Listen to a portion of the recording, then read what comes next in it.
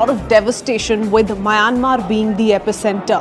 What has also happened in the neighboring Vietnam and Thailand is that those aftershocks and tremors have led to a lot of devastation and destruction. Under construction 30-floor building which has collapsed to rubble. All of those shocking, terrifying visuals have been doing the rounds and have been making headlines. What's now become all the more important, though, is to ascertain the number of casualties, viewers. In all of these countries, of course, the maximum impact has been felt by Myanmar, where the situation is still being ascertained. Like I said, the Department of Disaster in Thailand also has spoken of how this earthquake was felt in almost all regions of the country. We've seen the leadership in Thailand also declare national emergency. High-rise buildings, hundreds of homes in these regions came down like a deck of cards, as you see on your screens as well. So each of those developments in Myanmar, in Thailand, being watched very, very closely. We in fact have been picking up several reactions from top experts as well on what they make of this kind of a 7.7 magnitude earthquake followed by 6.8 on the Richter scale. Aftershocks being spoken of repeatedly by experts too. We get you more details in this exclusive coverage by CNN International. Take a look. I said that he experienced the shakes as well. So we ran outside trying to figure out what was going on. The grounds were shaking so much that I had to hold on to my car just to keep from falling. And I felt a little bit of motion sickness. I felt dizzy. And I couldn't even believe it was an earthquake. My partner was saying it's an earthquake. And I was like, there's no way that, you know, the earthquakes don't really happen in Thailand, because in my lifetime, and also I spoke to my dad who's turning 70 this year, in his lifetime, he has also never experienced an earthquake in Bangkok, especially of this magnitude. So it was really difficult to wrap my head around. And we had this water tank that's a bit more old fashioned in our house. And the water inside was swooshing, and it just felt very unreal. And it took me a minute to really wrap my head around. And I started messaging my friends and getting on X right away, and everyone was very confused. In the initial 2 minutes, I think everyone couldn't even comprehend what was happening. There were questions like, what is this? Is this an earthquake? Why do we have earthquakes right now? People just couldn't even believe it was really happening. So there was definitely a sense of shock and panic everywhere in Bangkok. Frightening stuff. And how are your friends and family? Is everybody okay? Everyone is safe. A lot of my friends who are in the center of the city, who work or live in taller apartments and office buildings, have been evacuated. I just got a text before this interview about 5 minutes ago. One of my friends just got let back into the building after she had been evacuated at 1 p.m. A lot of people are still on the streets because they have been evacuated and they have nowhere to go. So some of the streets are just filled with crowds sitting on the sidewalk. As well, major public transportations, including the MRT and the BTS SkyTrain, which is the main mode of transportation for a lot of people in Bangkok, have suspended service until tomorrow morning. So a lot of people are just on the streets. One of my friends sent me a picture of Sukhumvit Road, which is one of the major road in Bangkok. And he and I quote, he says, it looks like the apocalypse. There are just people everywhere. It looks like it's just a big crowd, and a lot of people are just trying to figure out the next steps. Yeah, and we are seeing similar images here on CNN, traffic at a standstill, people on the streets. Just describe, for those who are watching who may not have been to Bangkok, just the sort of scale of the city and what something like this, an incident like this, means. I mean, you say, you know, the transportation is ground to a halt. What sort of impact is this having? Bangkok is a huge city with a lot of people living in it, and Thailand is not an earthquake-prone zone. Typically, we don't experience earthquakes, and the authorities and the people are quite ill-equipped to handle something of this scale. There are advice and tips and graphics being shared on social media advising people how to protect themselves, how to stay safe, and what to do during an earthquake, because that is just something most Bangkokians have no knowledge of. And there's huge concerns about structural damage to buildings because Thailand is not usually prone to earthquakes. A lot of these buildings are not designed to withstand earthquakes. So I think the biggest fear right right now is how the structure of the building will hold up after the earthquake and possible aftershocks. And I think a lot of people are in panic, and you can see it on the streets. You know, the traffic has grounded to a halt. If you look at the maps, it's just red lines indicating traffic all over. People are just trying to wrap their heads around what is happening and what it means for Thailand, what it means moving forward with construction, and is this something we have to keep in mind now? I think the atmosphere is just quite still in panic from the earthquake that just happened hours ago. Yeah, and the Prime Minister there declaring Bangkok an emergency zone after this quake some hours ago. It's good to have you, and I'm glad you're safe. Thank you very much indeed for sharing your story. More on our breaking news as we get it into Anderson in Abu Dhabi for you. You are watching breaking news coverage of the powerful 7.7 magnitude earthquake that struck central Myanmar, triggering the collapse of buildings hundreds of kilometres away in Bangkok in Thailand. The epicentre of the quake was near Myanmar's second biggest city, Mandalay, home to around 1 million people. The military junta, which controls most of the war-torn country, has declared an emergency situation in the region's hardest hit. The military reports many civilians have been killed and injured. 3 people killed in this mosque in the central Bago region when it partially collapsed. This video obtained by CNN shows the damage inside the building. Well, the quake caused widespread damage as far as Bangkok. You can see where it brought this massive building crumbling to the ground. And these are now live pictures from the site of the collapse. At least 1 person died there, as we understand it. And the Thai Prime Minister says there are at least 2 other deaths in the city. One assumes that sadly these figures will rise. CNN's Mike Valero is monitoring the news. And Mike, what further details do you have at this stage? Becky, I'm going to tell you, we just heard from Myanmar state media about 30 seconds before we came on the air. Not too many details, but let's read into what they're telling us. They say, in part, quote, several injured people are in hospitals near the epicenter of the quake, Mandalay, as well as in the capital, Naypyidaw. They go on to say those hospitals in those localities need blood. Therefore, blood donors are requested to immediately contact respective hospitals for donations. So, you know, I would say, Becky, that we have real 4 buckets that we're looking at in terms of assessing the magnitude of this disaster. And the first one is casualty figures. So when we're looking at what the situation is in Mandalay, Naypyidaw, Yangon, the old capital of Myanmar, because we have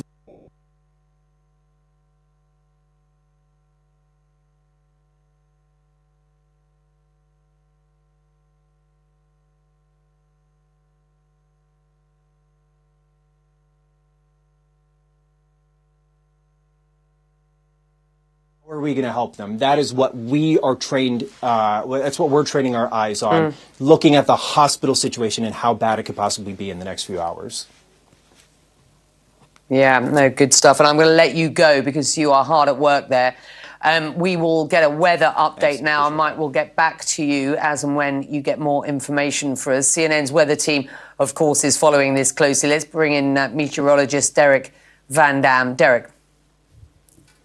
Yeah, I think it's important that we contextualize this and what we should expect from this, Becky, because if we look at the last magnitude 7.7 or greater earthquake that occurred over land, we're not talking about deep ocean earthquakes, so we're talking about on land. That was the Turkey earthquake in 2023 that killed over 50,000 people. So I think it's important that we put that into context here as we're starting to see these very intense, strong visuals coming from this part of the world. Myanmar was struck by a significant, very severe earthquake, and we should expect, unfortunately, the death toll to rise. So here is just one example.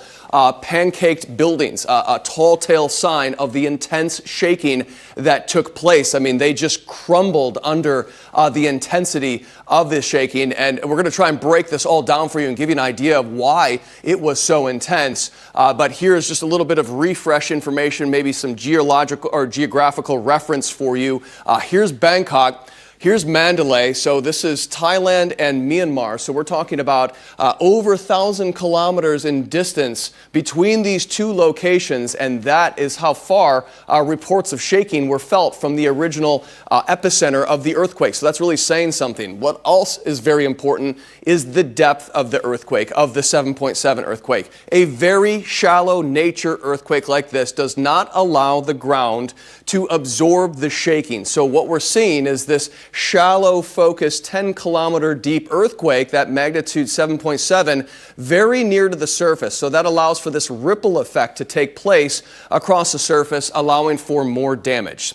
We've also noted the type of fault that is that triggered this earthquake. There are three different types of fault. A normal fault would be the separation of the India and Eurasia plate, this particular location. That's not what happened. The other type of fault would be a reverse fault. So that was when the two tectonic plates come together, allow for the rising of the land in between. That's not what happened. What did happen is what is called a strike slip. So the India and Eurasia plate actually moved side by side with each other, and that caused this intense shaking right at the surface with that very shallow nature. So intense. We're talking about violent to severe shaking for millions of people across Myanmar.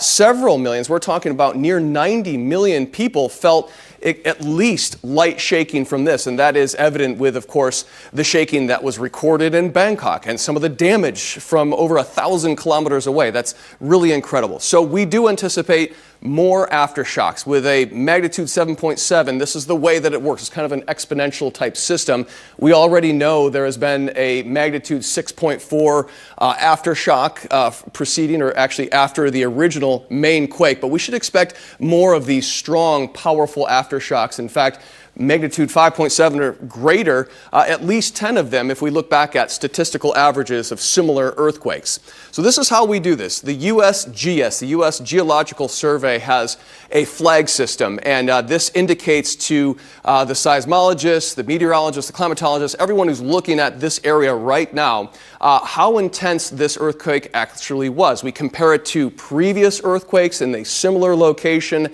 and consider the types of buildings and the material that the buildings are made out of. And so they put together what is called this estimated fatalities map. Now, this is a kind of a macabre topic to discuss, but it's important because it puts it into context for us.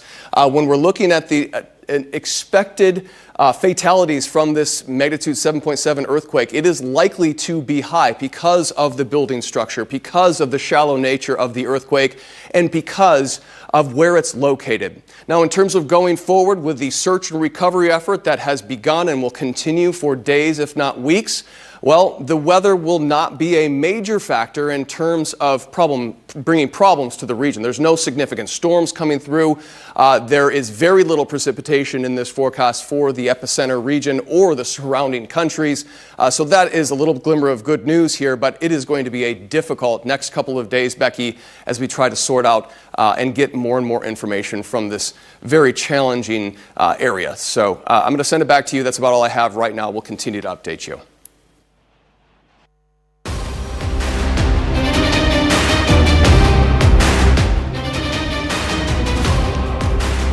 And now we shift our attention to another bit of breaking news update coming in. This is a top voice of a Nepal politician who has in fact once again reiterated the current dispensation's take on the reinstatement of monarchy, as is being speculated by many. So quickly taking you through that one reaction that's come in. This is a mega CNN News 18 exclusive.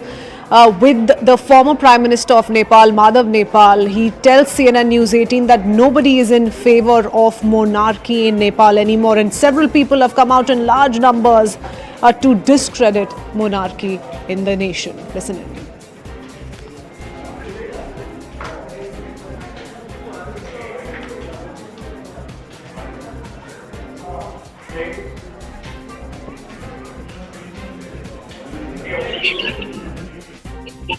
It is anarchist act. It is anarchist. And it's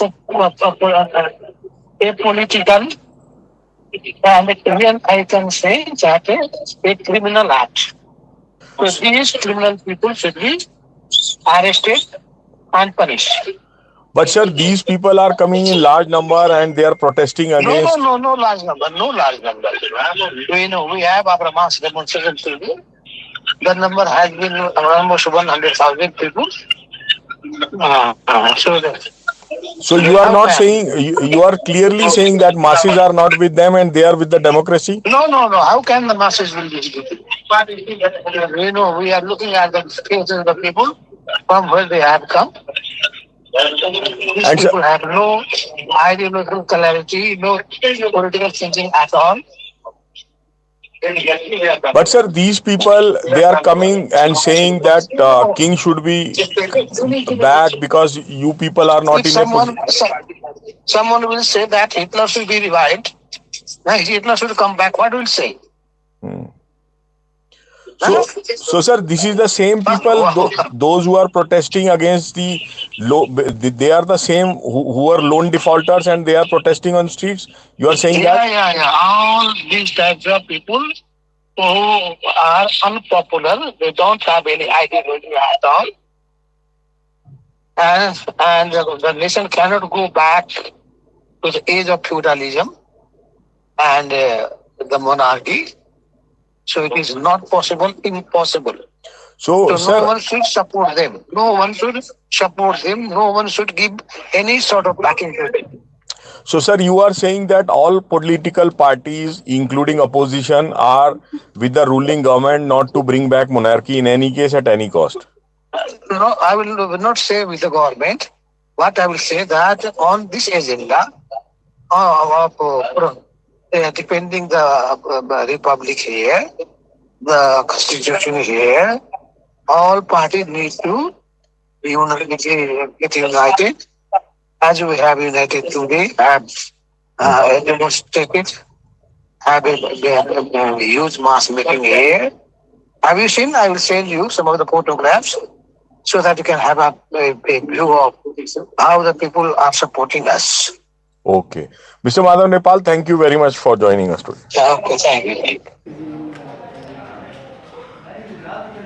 Before we go across to more voices from Nepal to get an in-depth perspective, I want to go across to my colleague Siddhant Mishra, who joins us with more details. Siddhant, now we've been hearing from several politicians, part of the democratic setup in Nepal, clearly dismiss the idea of the return of monarchy or reinstatement of monarchy, especially keeping in mind these pro-monarchy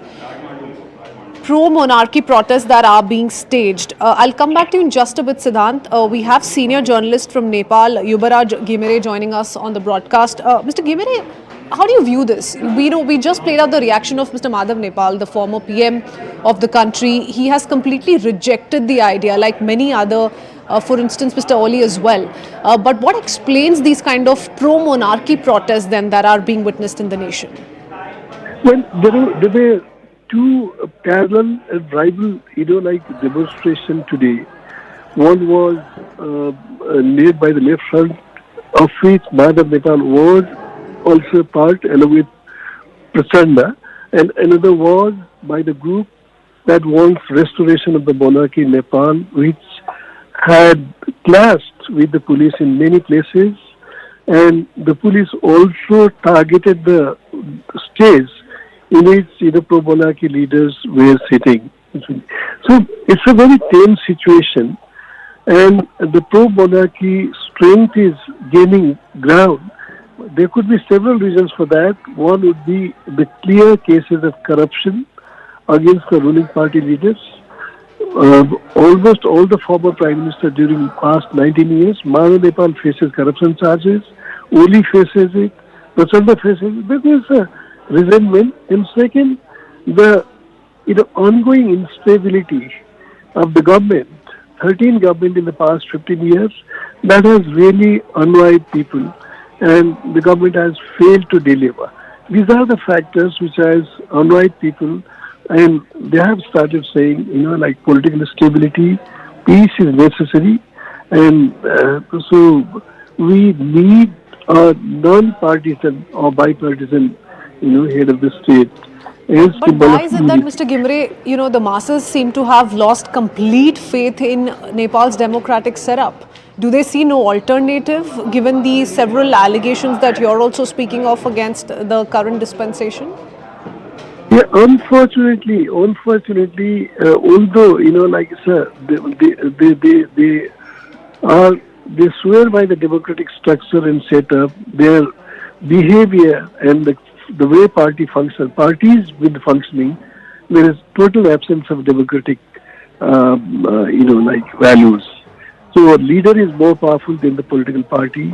The Prime Minister has been evading the House for the past few days, when entire opposition, including Madam Nepal and Prachanda, are demanding his presence. So this undermining the parliamentary institutions and attempt to control judiciary by the political party, they have really made these leaders very unpopular, and their refusal to submit to any probe in mega corruption charges that has really made these leaders unpopular. Okay, and what are the chances really of the former king Gyanendra Shah, and what kind of support is he really enjoying from people? We're seeing these pro-monarchist protests taking place, but what's the scale of these protests and what could this mean for the former king? Well, on February 18, on the eve of Democracy Day, he appealed to the people that country's situation is not very good. You want peace for development and prosperity. I had given up the throne 18 years ago, hoping that things would be better. But this is time, I solicit people's support. That's what he said. And when he came back from Pokhara, from where he had made the statement, huge rally, huge crowd of the people supported him. I think this crowd, which is increasing in size, is being seen as a support, and given the fact that political parties are unpopular, the people are looking for an alternative now. Okay, although but if it really is, Mr. Gimere, about a political alternative, lack of a credible face or a political outfit, why is it that the former king is not choosing to then resort to a democratic process? For instance, his political rivals at least are of the opinion that he must form a political party, contest elections, go about it the democratic way. Well, if you understand or realize the concept of monarchy, it has to be above party. It defeats the whole purpose of the people, whatever number. It defeats the whole purpose of people demanding restoration of monarchy as a party person. It has to be a non-party person. Because what frustrated them was, three presidents in the past, they all acted as party persons, even in the office. That has really frustrated them, and this has perhaps, created a situation in favor of the monarchy to certain extent. Okay, Mr. Gimre, appreciate you joining us with all of those details. Really puts the story in its entirety for our viewers this evening. I will go across to my colleague Siddhant Mishra on that note. Siddhant, sorry, you were making a point. Go ahead, complete yourself. Also, do tell us about this back and forth. It's similar charges being traded between the two sides, wherein the ex-Prime Minister, whose reaction we just played out, spoke of how this is an attempt by the monarchists to evade cases against them. But the fact is that that democracy has failed in Nepal, and in fact, people of Nepal have come to this realization that democracy has failed them. There have been more than 14 governments in last 20 years, and not once, there has been a majority government in Nepal for a long time, which has taken some strong, bold decisions for the upliftment, betterment of the Nepalese people.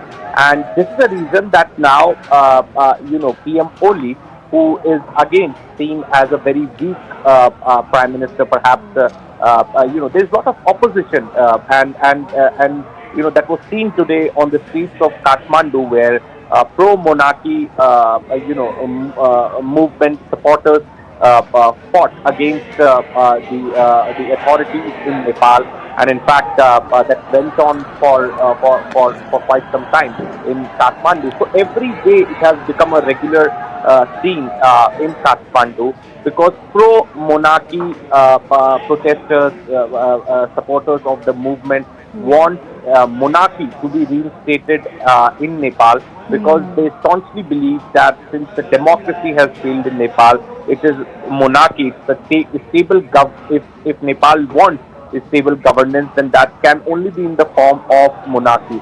Perhaps this is the reason that there is this particular call for reinstating monarchy is increasing with each passing day, and there is a lot of pressure on Prime Minister Oli. So one day he blames India, second day he says that he's going to put the former King Gyanin Shah behind the bars. In fact, he is speaking with all political parties to build consensus to put Yes. the former king behind the bars.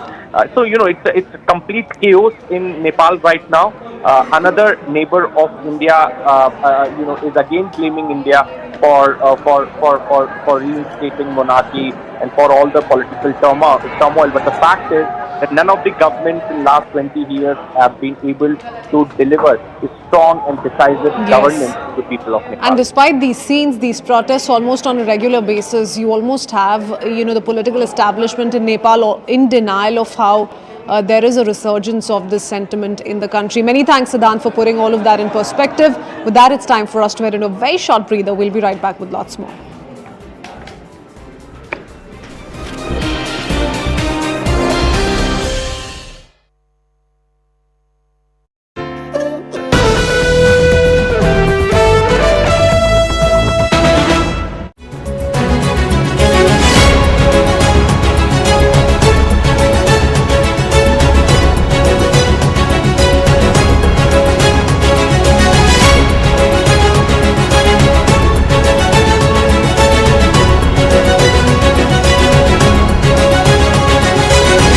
Today, my cabinet colleagues and I met to discuss Canada's response to the latest developments in the trade crisis. Yesterday, in the latest salvo in his trade war, President Trump again imposed unjustified tariffs on our nation in violation of our existing trade agreements. We will respond forcefully. Nothing is off the table to defend our workers and our country. And our response to these latest tariffs is to fight, is to protect, and to build. We will fight the U.S. tariffs with retaliatory trade actions of our own that will have maximum impact in the United States and minimum impacts here in Canada. Last night, the President of the United States reached out to schedule a call. I appreciate this opportunity to discuss how we can protect our workers and build our economies. I will make clear to the President that those interests are best served by cooperation and mutual respect, including of our sovereignty. The road ahead will be long. There is no silver bullet. There is no quick fix. And I know and I understand that many are feeling anxious and worried about the future. Fundamental change is always unsettling. But I have every confidence in our country because I understand what President Trump does not. That we love Canada with every fiber of our being. The old relationship we had with the United States, based on deepening integration of our economies and tight security and military cooperation, is over. It's my solemn promise that when President Trump threatens us again, we will fight back. We will fight back with everything we have to get the best deal for Canada. We will build an independent future for our country, stronger than ever.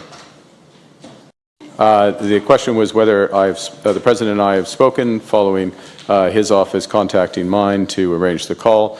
The response is we'll be speaking soon, certainly in the course of the next day or two.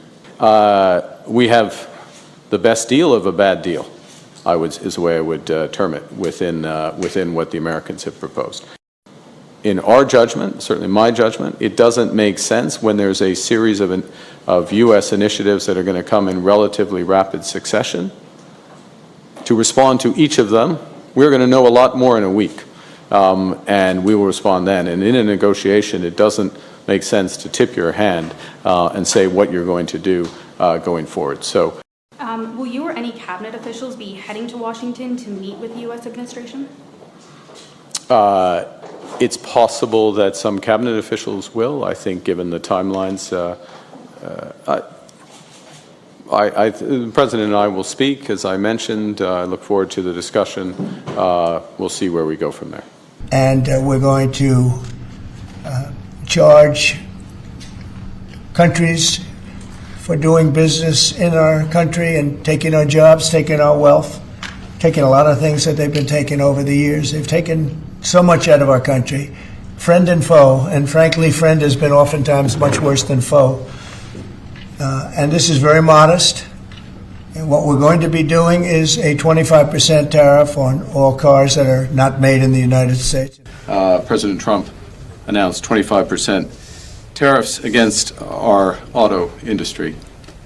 And this is a direct attack, to be clear, a direct attack on the very workers that I stood in front of. We've announced, of course, retaliatory tariffs. We have other options for those retaliatory tariffs. I have asked for a meeting, I will convene rather, a meeting of the Canada-US Cabinet tomorrow to discuss our trade options. I can assure you one thing.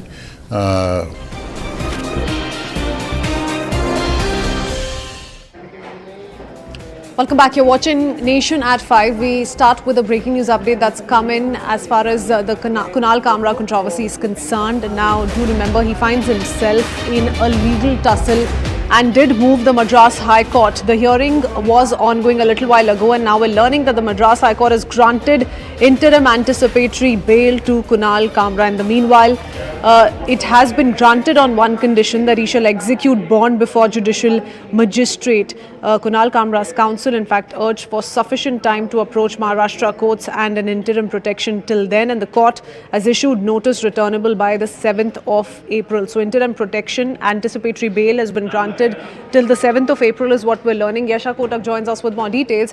Yasha, very interesting observations have come in through the course of the hearing. If you could quickly bring us up to speed, including how the court was in agreement to the fact that Kunal Kamra is not being able to approach the courts in Maharashtra for this kind of a relief. Absolutely. In fact, the counsel for Kunal Kamra had said that there has been threat messages that he's been receiving, more than 500 threatening calls that Kunal Kamra received. In fact, apart from that, counsel also referred to several newspaper reports saying that there will be retaliatory action by Shiv Sena workers, and there were threats by ministers to Kunal Kamra.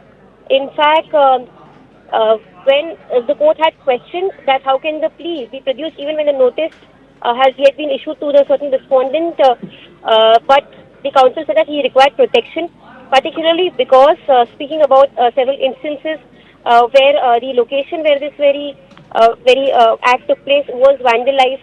In fact, the counsel also went ahead to say that there was constant reference to teaching Kunal Kamra a lesson in Shiv Sena style, and referring to all of these reasons is where the court, in fact, was prima satisfied that the court that he is unable to provide protection for approaching court in Maharashtra, and which is where, as of now, Madras High Court has granted interim anticipatory bail to Kunal Kamra, but however he should return the notice returnable back by April.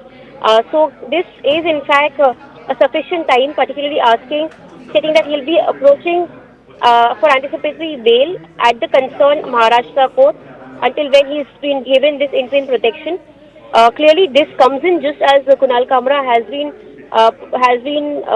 summoned by Khar police station to appear before them on Monday, that is March 31st.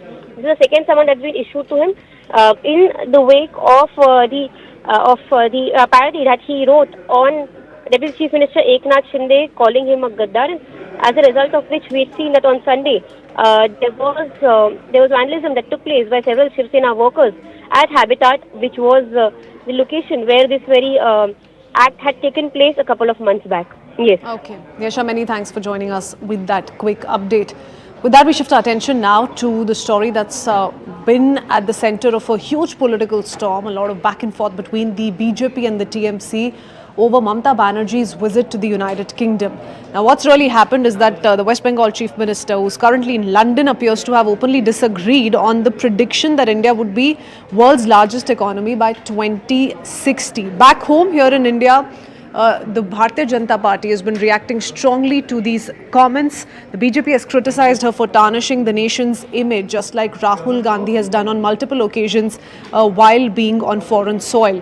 Not just this, another development in the meanwhile has taken place. She was also confronted by a group of protesters allegedly belonging to the SFI during her speech at London's Oxford University, and some past controversial incidents which were raised by these protesters in attempting to corner Mamata Banerjee. TMC has been coming out in Mamata Banerjee's defense, has also been raising questions with regards to what really was done by the authorities in the United Kingdom to ensure, or rather give her protection from this kind of heckling is something that the TMC continues to rake. So two parallel developments that are coming to light with regards to Mamata Banerjee's visit to the UK. We first up listen though to that brief comment that was made by Mamata Banerjee while she rejected India's economic growth story in UK.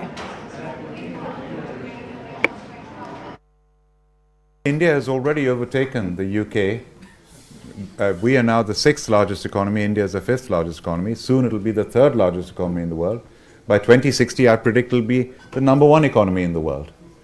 And India as a country. So I will defer that. There are so many things what I should not speak here. Internal matter, external affairs matter. I cannot disclose. So I have some other opinion also, because every country is facing trouble after this COVID, and also what is going the turmoil situation in the world.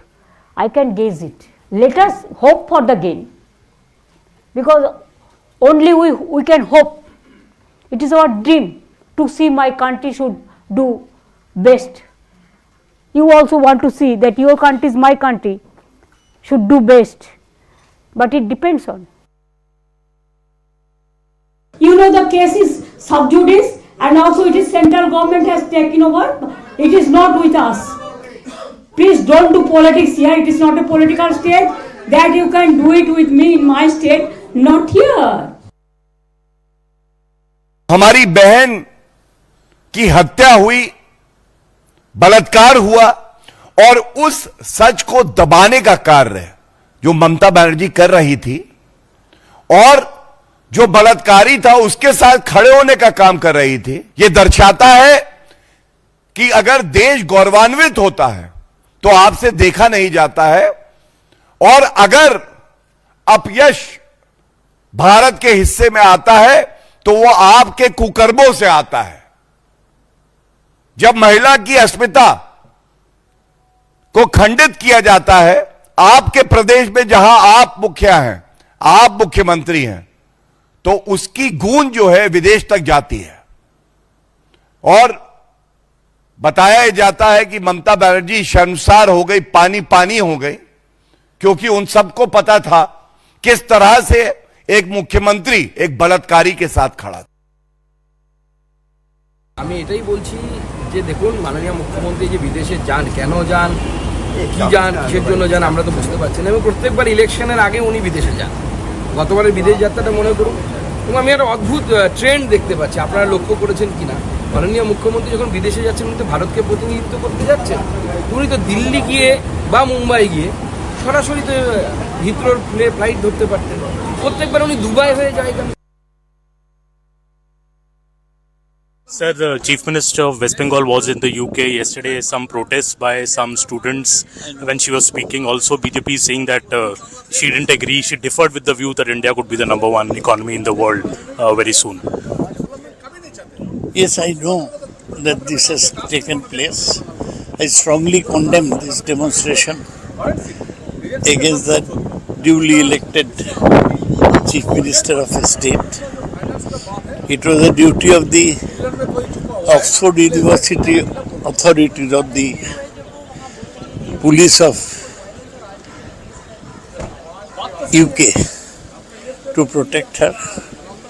But Mamata Banerjee doesn't care about all these things. She had met many such demonstrations before.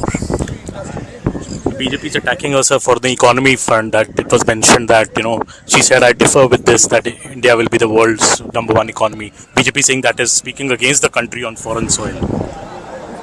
There is no question of India becoming #1 economy. We are now number 5 and far behind US and China. So this talk of being the first economy in the world is far-fetched. Mamata Banerjee has faced a lot of protests at Oxford University. She also gave a statement about Indian economy, saying she differs with the view that India will soon become the #1 economy in the world. ममता बंदोपाध्याय मानसिक रूप से आपका यही बोलेंगे जो India नहीं है, वो उनके साथ जितने सारे ब्लैक मनी है, ब्लैक मनी रखने के लिए इंग्लैंड गया है और विदेशी एजेंसी के साथ युक्त होके इंडिया में टेररिस्ट छड़ने के लिए कोशिश कर रहे हैं। वो क्योंकि एक इंडियन होने के नाते तो इंडिया का गर्व करना चाहिए, जो पूरा वर्ल्ड मान रहा है वो नहीं मान रहा है, क्योंकि उसका साथ विदेशी एजेंसी युक्त है। But when the West Bengal Chief Minister goes to the university abroad, one, she questions India's economic growth, and second, her being heckled. Would you see that as an embarrassment situation for you? Why should it be embarrassment? These were all staged by Modi. When Modi goes, he gives money to all the embassy and the High Commission offices. They get their families and do Modi, Modi, Modi, and then they ask them to come and heckle. I mean, when the Kolkata police within 5 days came out with the charge sheet against the accused, why did the CBI take 62 days in giving the same result as what the Kolkata police did? Because they unnecessarily wanted to defame the government of West Bengal. So it's basically known what this BJP is known for. They are the worst government ever to govern or rule a country. Thank you very much for speaking to CNN News 18. Mamata Banerjee जी के साथ जो कुछ भी हुआ, उनका दल, उनकी party उसका प्रतिकार करेगी, बोलेगी, लेकिन बड़ी गलत परंपरा भारतीय जनता पार्टी डाल रही है। उसके नेता जाएंगे, उसके प्रधानमंत्री जाएंगे तो 10, 20, 50 इकट्ठा करके मोदी मोदी जो होता है ना, वो फिर दूसरे लोग भी विरोध करेंगे। तो मेरी राय ये है, ये मेरा विचार है कि अंतर्राष्ट्रीय छवि भारत की नहीं खराब होनी चाहिए। तो जब कोई बाहर जाए स्टडी या लेक्चर देने, जो भी हो, तो उस समय विदेश में नेताओं का विरोध नहीं होना चाहिए, अभिव्यक्ति करने देना चाहिए। देखिए, ये तो पहले से मालूम था। मैंने भी बोला था कि ममता बनर्जी लंदन जा रहे हैं, भाषण देंगे, तो वहां के लोग पूछेंगे आरजीकर में क्या हुआ। आज आरजीकर जैसा घटना तो पूरा बंगाल में हो रही है, महिलाओं की कोई सुरक्षा नहीं। सबसे नाबालिग का शादी लड़कियों की बंगाल में हो रही है, हजारों लड़कियां प्रेग्नेंट है, अंडर एज। क्यों हो रहा है, ये क्या चल रहा है समाज में, ये सबको मालूम है। तो वो अगर प्रश्नों कोई करेगा, उत्तर देना है। आप बिगड़ जाएंगे, नाराज हो जाएंगे, कौन छोड़ेगा आपको। And now shifting our attention to another controversy which once again resurfaced earlier today in the Parliament. Do remember Samajwadi Party's Rajya Sabha MP Ramji Lal Suman courted controversy when he called the Rajput king Rana Sanga a traitor. Following this, there were protests that took place right outside his residence as well. But here's what happened earlier today in the Parliament. The Samajwadi Party MP refused to apologize for the comments made by him, and a mega showdown was then witnessed in the Parliament premises. The BJP kept demanding an apology from the Samajwadi Party and from Mr. Ramji Lal Suman. Not just that, taking stock of the controversy, Rajya Sabha Chairman and Vice President Jagdeep Dhankar also pulled up the party and sought a greater clarification on the remarks that were first made.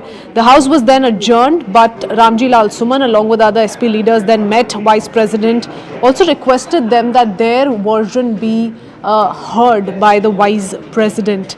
Now after these remarks were made and this huge controversy which has become the center of friction between the BJP and the Samajwadi Party, and Mr. Suman's refusal to apologize. He says that he's only going to issue a statement in the parliament and nowhere else. परंपरा ये है कि जब किसी का नाम लिया जाता है तो उस व्यक्ति को अपनी सफाई देने का, अपनी बात कहने का पूरा हक है। सभापति जी ने मेरा नाम पुकारा, मैं अपनी बात रखना चाहता था, लेकिन हाउस अव्यवस्थित हो गया, जिसके चलते मैं अपनी बात नहीं रख पाया था। एक तो संसद में मुझे अपनी बात रखनी है, मुझे क्या कहना है अलग सवाल है। दूसरा जो महत्वपूर्ण सवाल है वो ये है कि हमारे घर पर प्राणघातक हमला किया गया, गाड़ियां तोड़ी गई, फर्नीचर तोड़ा गया, शीशे तोड़े गए। जनतंत्र में हर व्यक्ति को अपनी बात कहने का अधिकार है और उसकी बात से अगर आप नाइत्तेफाकी करते हैं तो विरोध करने के 1000 तरीके हैं। ये अराजकता है, कानून का राज नहीं है, जंगल का राज है। मैं सुबह प्रोफेसर राम गोपाल जी के साथ उपराष्ट्रपति जी से हम मिले थे, सभापति जी से, तो हमने उनसे आग्रह किया था कि हमारी और हमारे परिवार की सुरक्षा व्यवस्था सुनिश्चित की जाए। According to the Honorable Member Radha Mohan Agarwal, the Honorable Member has reiterated that I stand by those disparaging observations and will never retract. Now, I am not aware about the reality of it.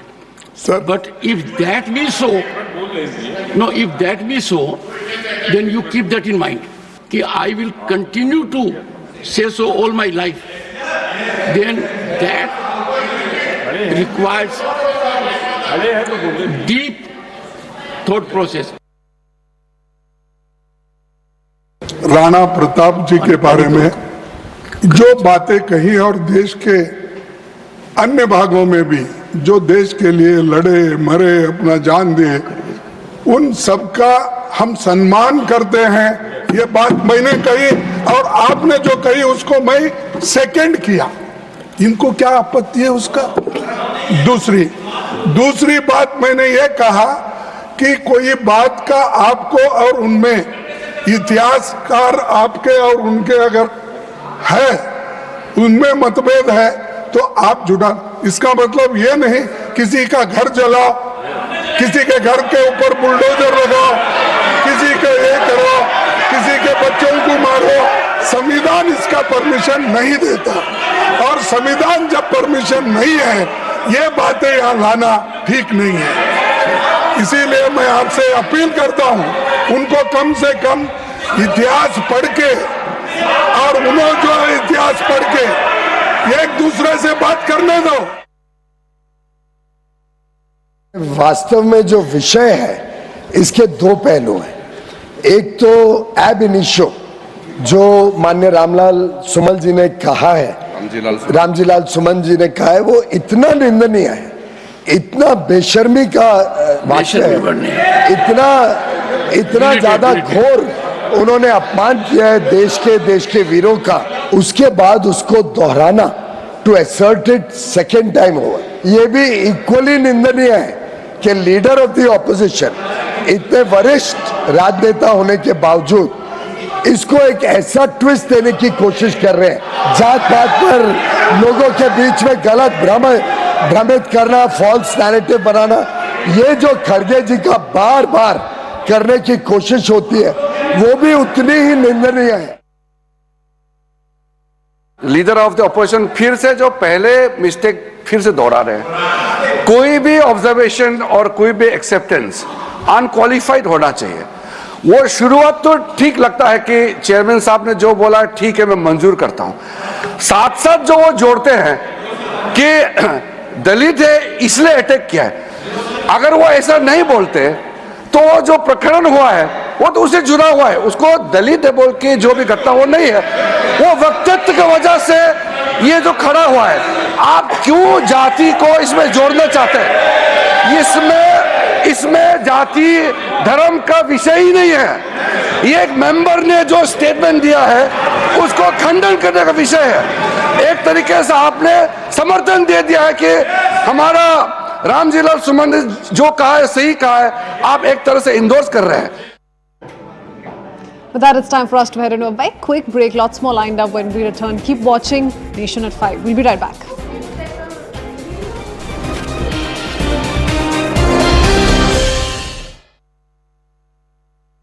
Brought to you by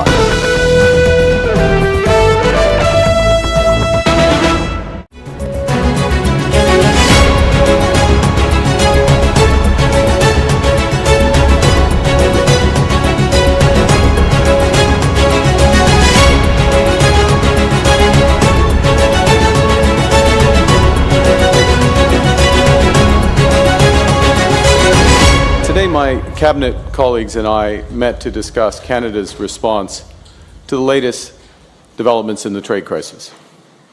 Yesterday, in the latest salvo in his trade war, President Trump again imposed unjustified tariffs on our nation in violation of our existing trade agreements. We will respond forcefully. Nothing is off the table to defend our workers and our country. And our response to these latest tariffs is to fight, is to protect, and to build.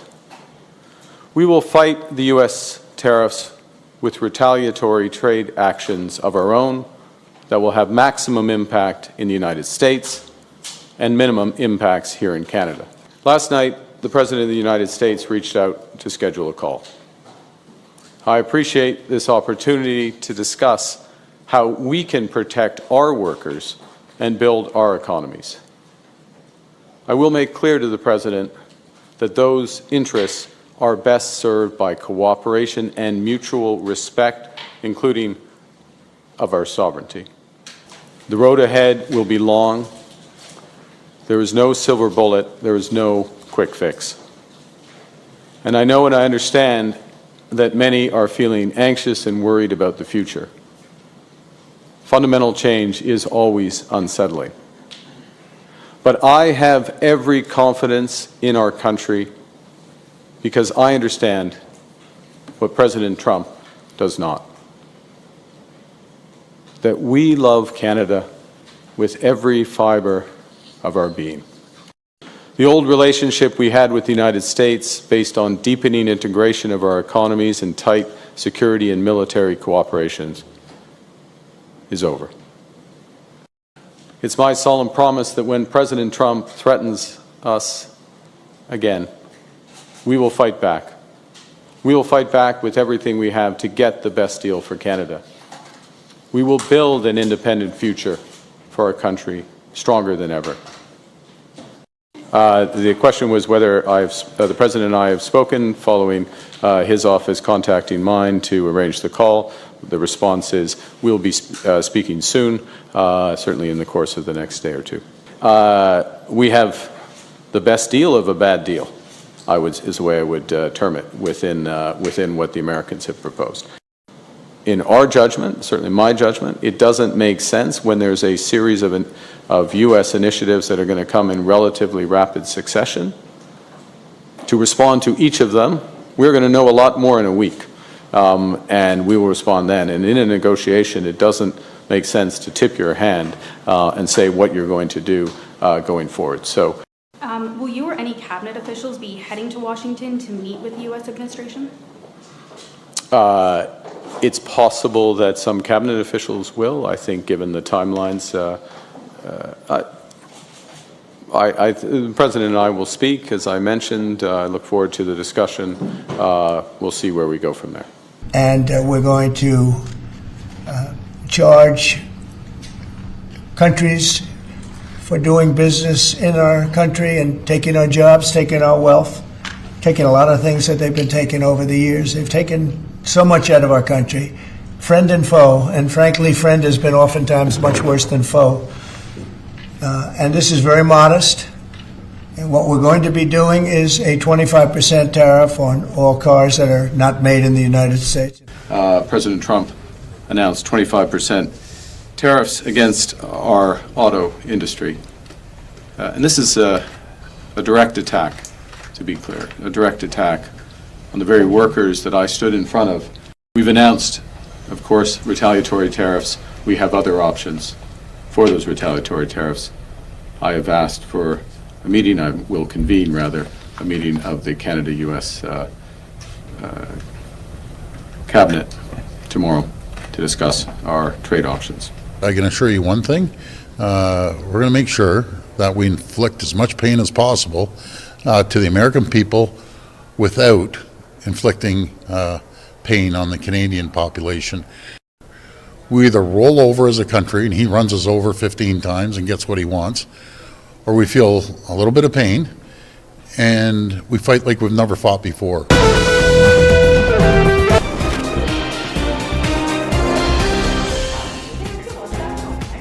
Welcome back. Thanks for staying tuned to Nation at 5. We shift our attention to another bit of breaking news update that's just come in. This is a CNN News 18 exclusive. CNN News 18 managed this conversation with former Pakistan Prime Minister Imran Khan's sister Alima Khan, and she's leveled some very serious allegations about his treatment during detention.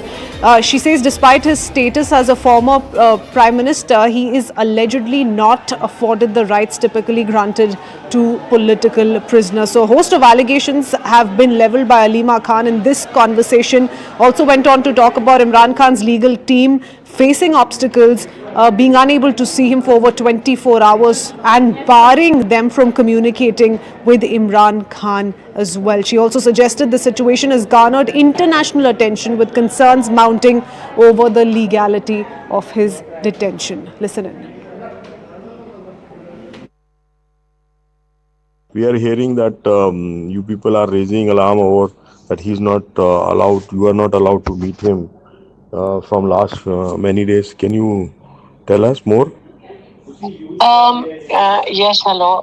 The thing is that the family has a meeting once a week with Imran Khan. And day before yesterday, on Tuesday, when our family went to meet him, they didn't allow it. What they've done is, because of an amendment they brought in October, called the 26th Amendment, in which they have really, as Imran Khan says, they've really dismantled or buried our judicial system. And they have taken control of transfer and postings of judges, which had never happened before. So they are not autonomous anymore. So a judge has specially been brought in from Lahore High Court and placed as the Chief Justice in Islamabad High Court, so that all Imran Khan's cases go in front of him. Firstly, he's refusing to take up Imran Khan's bail hearing for a case in which he's convicted for 14 years. Now, it's such a wrongful conviction in the trial court that the moment it should go in front of a high court and comes out from trial court in jail to an open court in high court, it is open to the public, it is heard by the public, and it will be dismantled in a minute. It should be. It won't even take 3 or 4 hearings where Imran Khan's conviction should be overturned. But they won't let it come into court. One, in front of the same judge, he tells our lawyers that if political people want to meet Imran Khan, which they have not been allowed for the past 4 or 5 months, that they cannot come outside jail and talk to the press. So the lawyers agreed on this condition because they said at least the political people can meet Imran Khan. CNN News 18 Siddhant Mishra joins us with more. Siddhant, what do you make of these allegations leveled by Imran Khan's sister Alima Khan? She's not just spoken of how Imran Khan is not being meted the treatment a political prisoner must be granted, but also speaks of the alleged abductions and arrests of journalists in Pakistan. She's been speaking of several disturbing trends. Well, that's right. In fact, Manoj Gupta has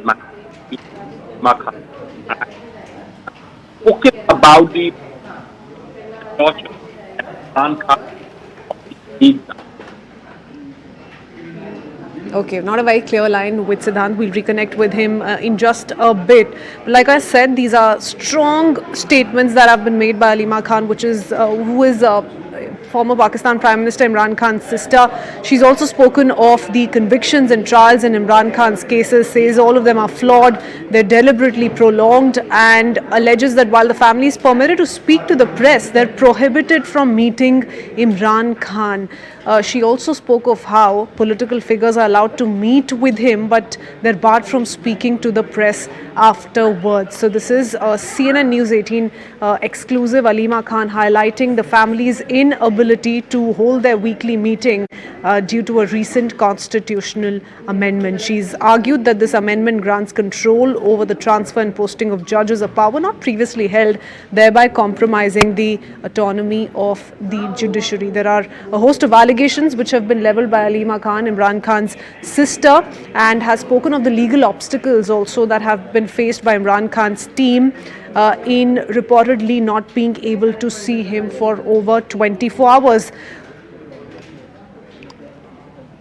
That's all we could pack for you in this edition of Nation at 5. Thanks for watching. My colleague Reha Atul joins you up next on Plain Speak.